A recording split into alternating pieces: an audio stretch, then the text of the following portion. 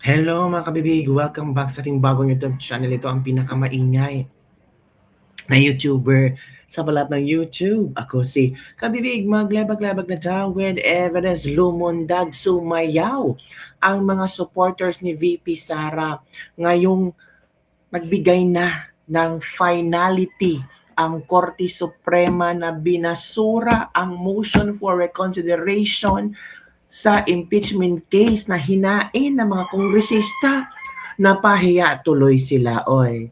Akala nila sila ang may kapangyarihan. Hindi talaga. Binasura. Wala talaga. Final na yon. Sorry. Lumundag sa saya si VP Sara at nagbigay siya ng kayang statement hinggil dito mga kabibig. Sino dito ang hindi masaya? O yung mga bashers, yung mga trolls.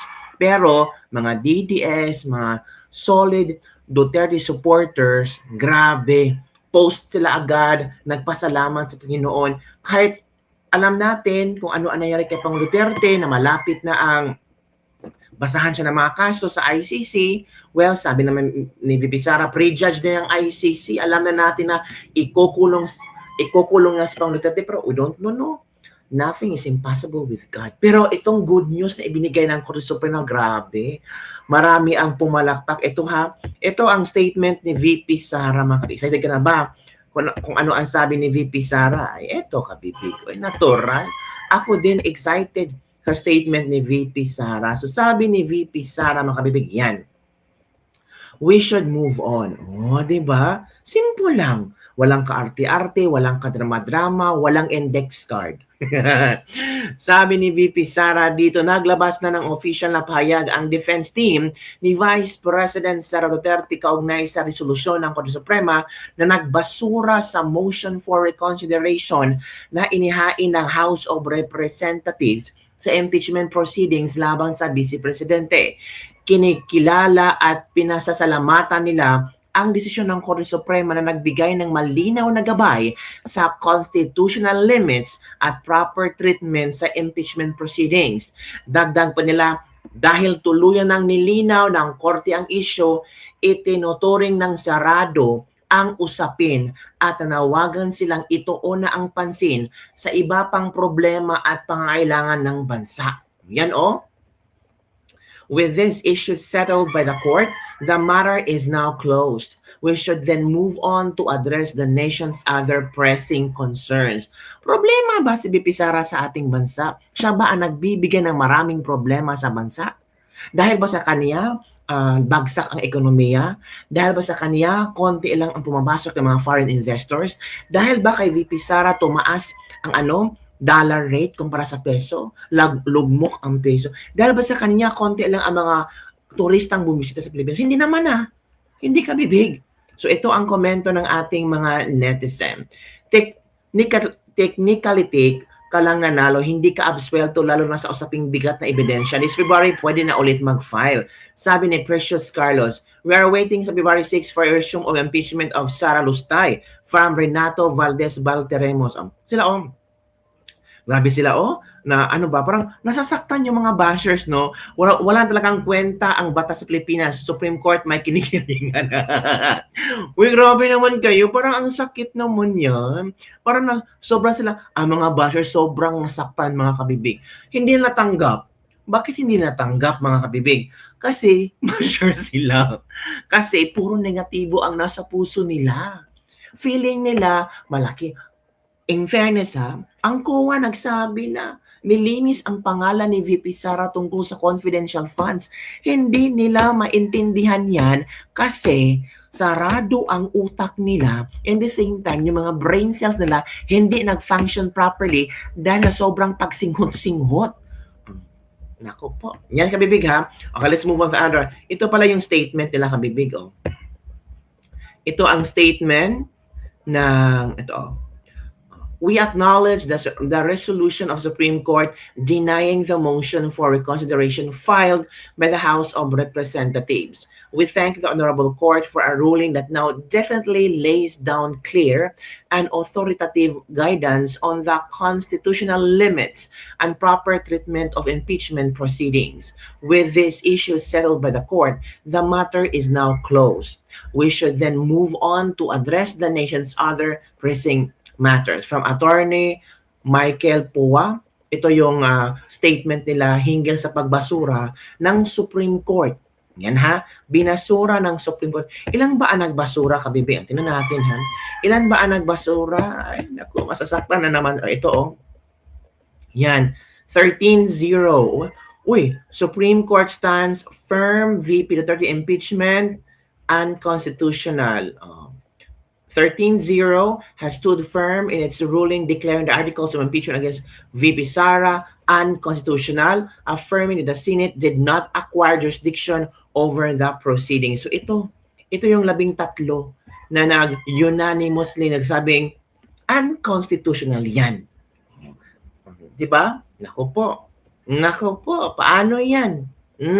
Ang sakit naman yan. Ginawa niyo. Oy, bakit unfair naman to? Sabi ng mga Unipink, pati Kakampink, pati Marcos supporters, loyalista, talyanista, nag-combine powers. Kung saan makikita nila ang posting ng good news, inaatake nila na very unfair, wala nang justice system sa Pilipinas. Naku po, nag-explain po ang Korte Suprema kung bakit unconstitutional at bakit binasura finality ito. Magbasa po kayo ha.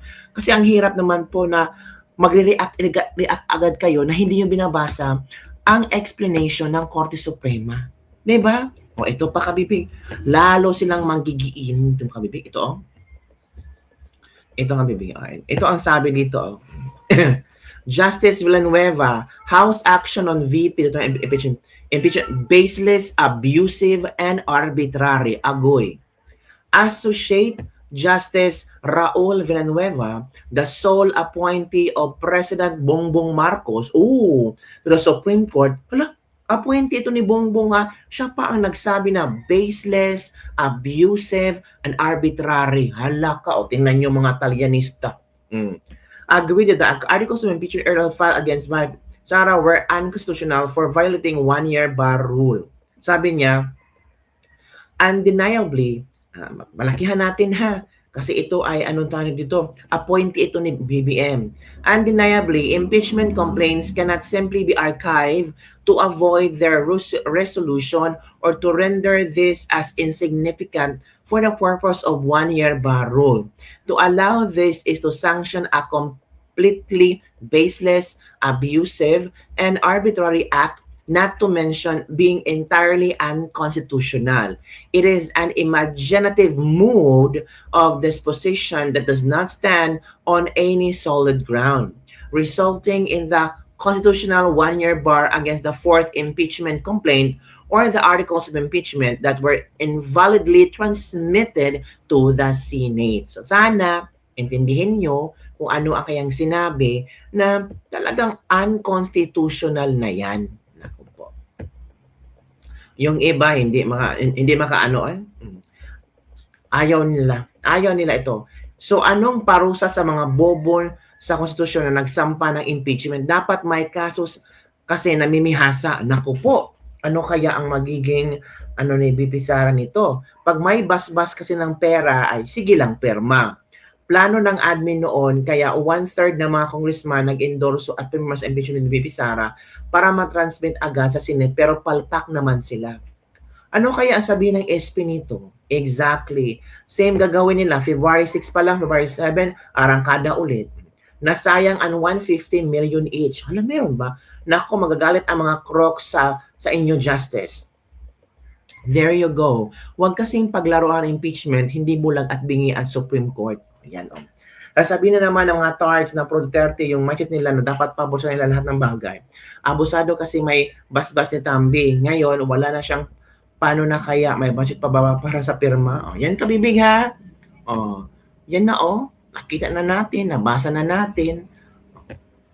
Appointee pa ito ni BBM ang nagsabi na unconstitutional, abusive, at ano pa? Abusive and arbitrary. Yun ha.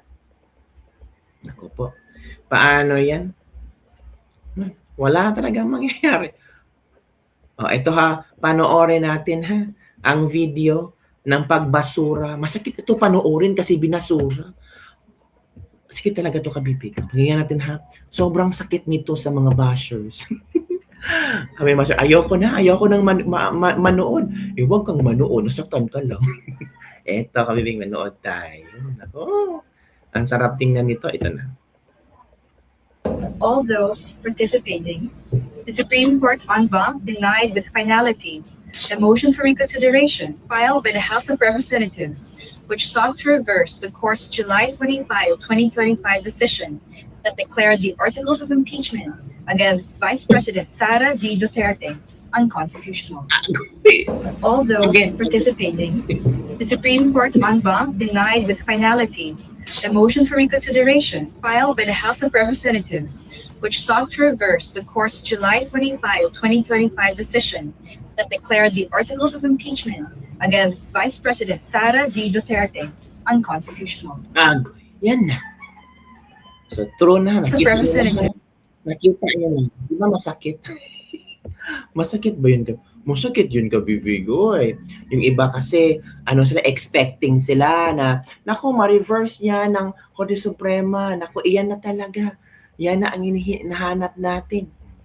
Isipin mo, bilyong piso ang ginastos para siraan ang pangalan ni VP Sara Duterte. Pero ito ka ngayon, patuloy ka pa rin at umaangat sa kabila ng lahat. Yan ang tatawag na karisma. Yan mga kabibig. Pero, ano ba? Well, naku po, ang sakit naman yun mga nakabibig. Ito na naman si nasaktan si Leila de Lima kabibig.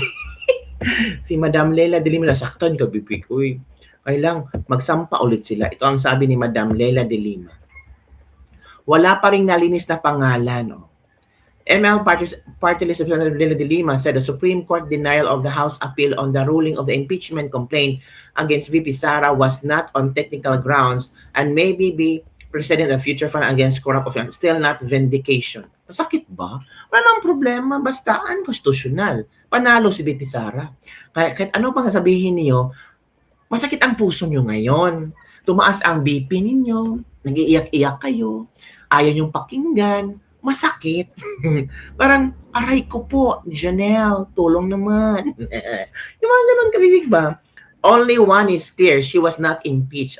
Sabi ni Peter Capitan, Janelle, will still remember the name. The Supreme Court now paved the way for another impeachment filed onwards. Wala nang legal issues, timelines of let's get on with televised impeachment hearing, sabi ni Steve Ko.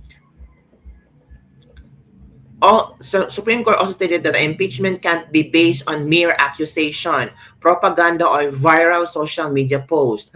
In short, dapat nakita ninyo ang bank account at hindi kayo magpa-file para mabuksan ang bank account.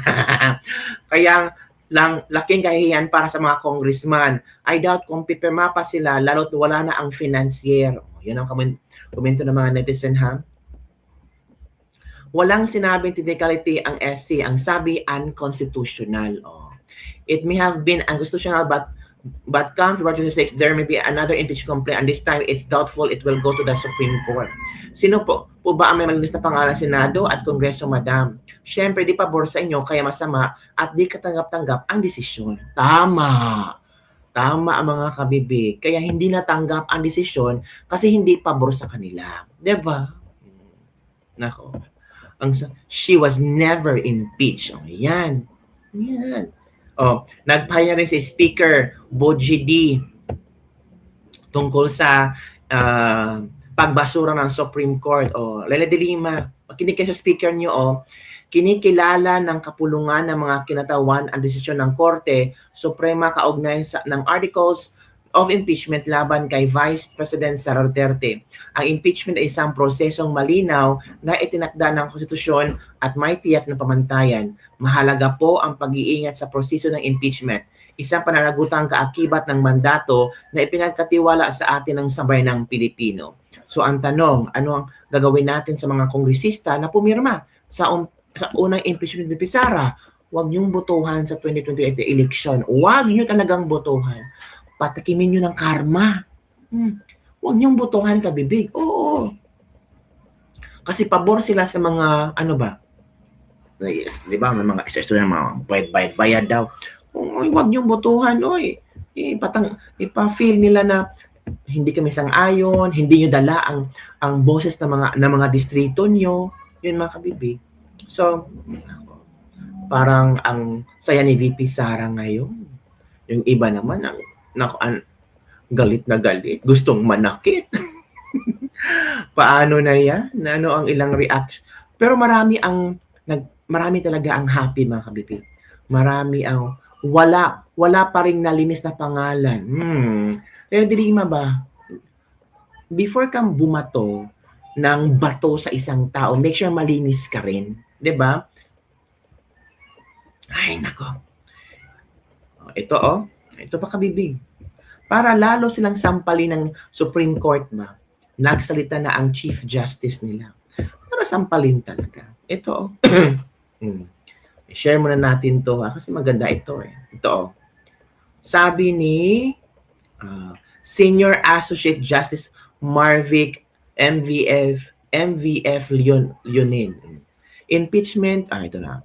Impeachment should never be abused to maintain the hegemonic dominance of greed by shaming those who occupy high government positions into preventing them into doing what they were sworn to do. Hala.